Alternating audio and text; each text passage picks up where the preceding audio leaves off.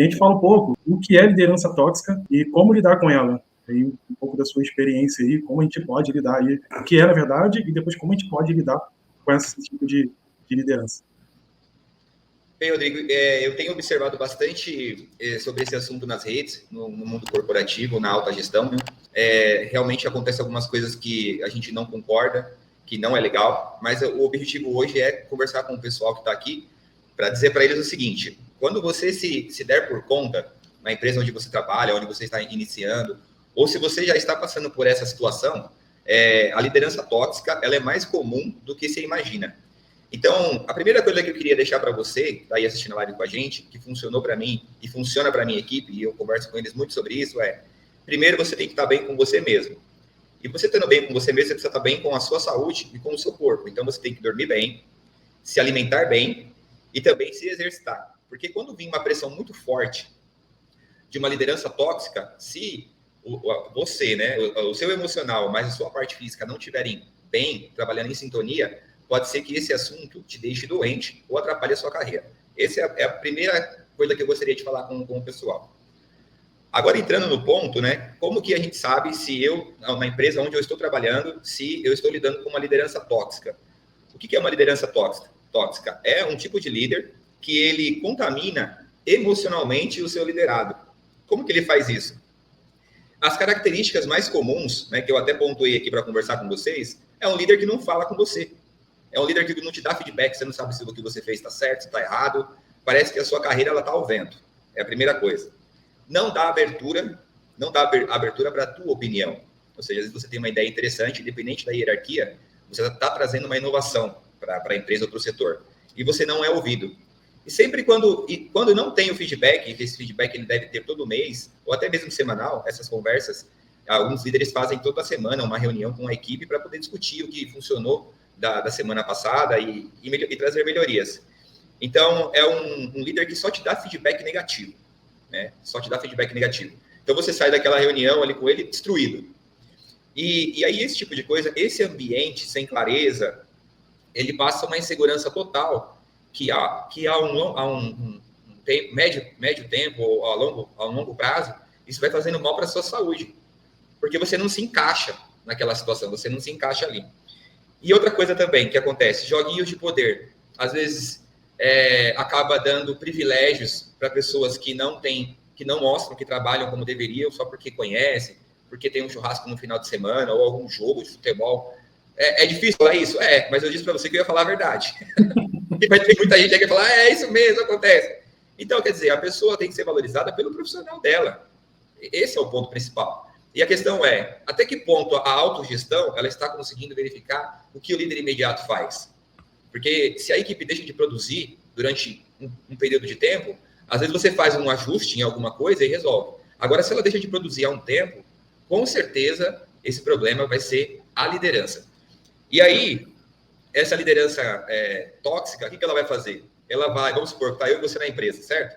E eu tenho algo para falar sobre você, para melhorar, para te dar um feedback construtivo. De vez eu chamar você em particular, não, eu saio falando para todo mundo um erro que você cometeu no departamento. Olha, você viu o que o fulano fez? Então, a reputação, o profissional da pessoa, ele é diminuído, porque outras pessoas ficam sabendo e ele não tem o direito de resposta. Isso é uma liderança tóxica. Você concorda, Rodrigo? Não, com certeza. Na verdade, entra aquela coisa, né? Elogia em público e chama atenção no privado, né? Sempre tem que ter essa noção, né? Quando for elogiar, quando for dar um parabéns, é em público. Quando for chamar a atenção, a gente chama no particular, conversa, você e a pessoa ali, e aí a gente mostra alguns pontos que precisam ser melhorados, né? Eu acho que isso que é um pouco da liderança, né? A liderança vem do exemplo, né? Precisa dar o exemplo.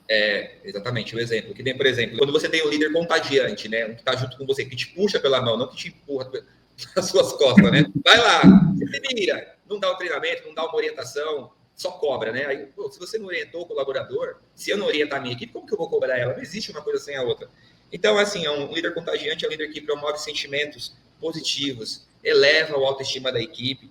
É esse tipo de coisa que é gostoso, um ambiente que é saudável de se trabalhar. Já um líder tóxico, o que acontece? Em todo momento ele está desconfiado. Ele acha que alguém quer pegar o lugar dele.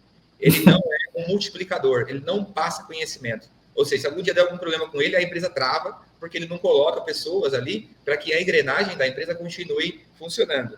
Aí ele cria sentimentos negativos na equipe, causa angústias individuais, onde as pessoas ficam, meu Deus, será que, como é que vai ser o meu dia hoje? Será que ele vai vir animado trabalhar? Ou será que não? Então, assim, não dá mais hoje para a gente viver em função de como vai ser o meu dia, baseado de como vai estar o humor do meu líder, né? Isso é muito ruim para a companhia.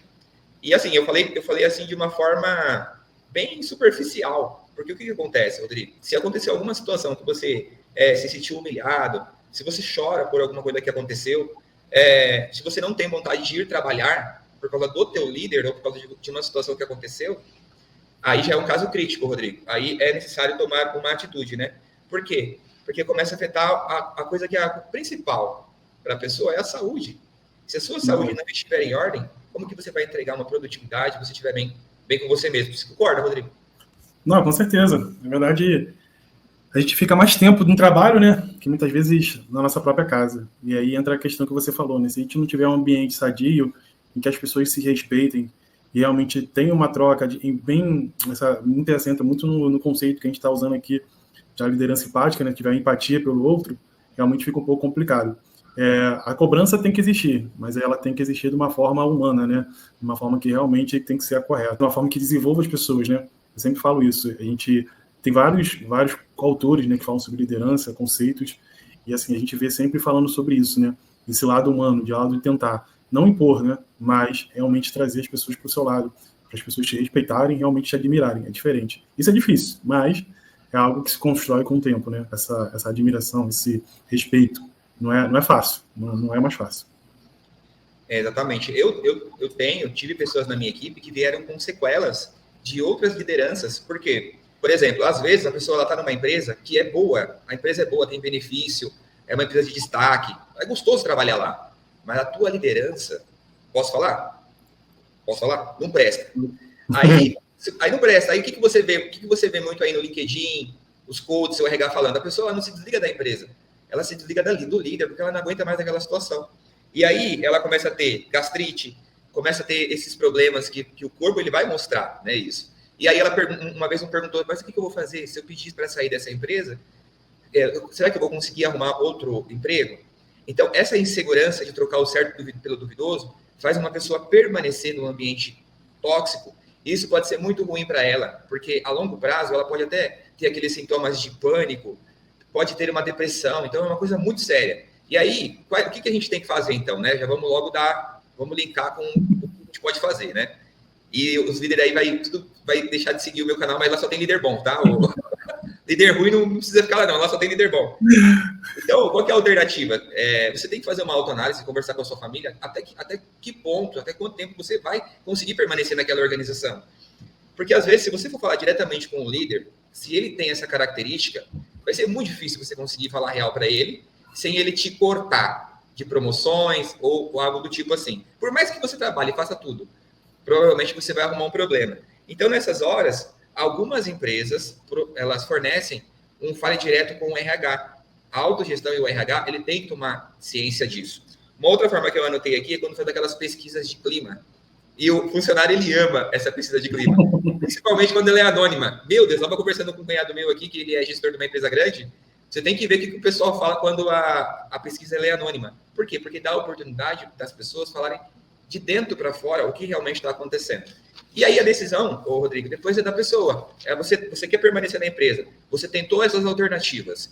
Deu certo? Ótimo, vai em frente. E continua se capacitando, fazendo o seu melhor. Não deu certo, nada mudou? Aí, meu amigo, minha amiga do canal Liderança e Logística, da Escola de Logística, eu acho que é hora de você começar a olhar por outros rumos. Se você foi profissional suficiente para estar nessa empresa, com certeza você vai conseguir uma recolocação numa empresa que tenha o seu perfil. Então, se capacita e voa, meu amigo, voa, porque isso aí vai te fazer mal depois. É verdade. Pessoal, quem quiser mandar perguntas, manda as perguntas aí. Aproveita o William aí, que o William está aí disponível.